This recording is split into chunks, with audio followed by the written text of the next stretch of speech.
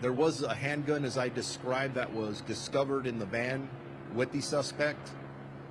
The weapon that was recovered from the Alhambra location, in which, remember, the suspect went to the Alhambra location after he conducted the shooting, and he was disarmed by two community members who I consider to be heroes because they saved lives. This could have been much worse.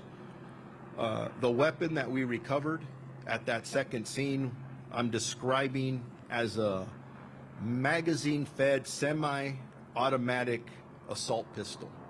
Not an assault rifle, but an assault pistol that had an extended large capacity magazine attached to it. That's the pistol that was recovered at the location in Alhambra. So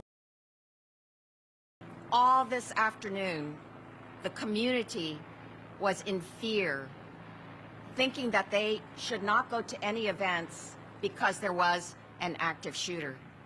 But law enforcement came out and they were able to find the shooter with not even 24 hours passing.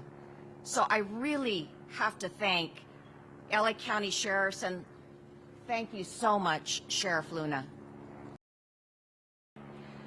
And I want to thank all who've come together today, from the national level to the local level. Our local city council, which has been amazing, but also I got calls today from the White House, from the Secretary of Homeland Security, Alejandro Mayorkas, and from our mayor, Karen Bass. All expressed concerns and offered their resources to us to make sure that we could end this terrible situation. I still have questions in my mind, which is, what was the motive for this shooter? Did he have a mental illness?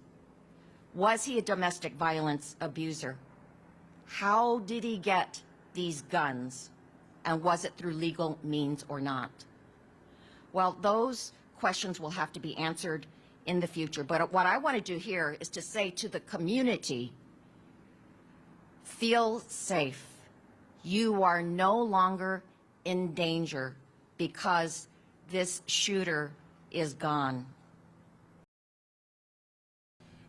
The first officers on scene were some of my youngest officers. They'd only been on the street for a very short period of time. When they came into the parking lot, it was chaos. There were wounded people. There were people trying to flee out all the doors. They immediately went into action, and within just a couple minutes, those officers had entered the location looking for the suspect. That's our protocols here. We don't wait. Inside, they came across a scene that none of them had been prepared for.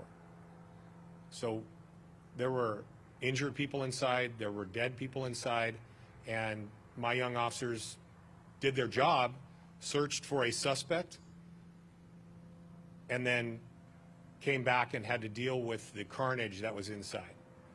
And it was extensive.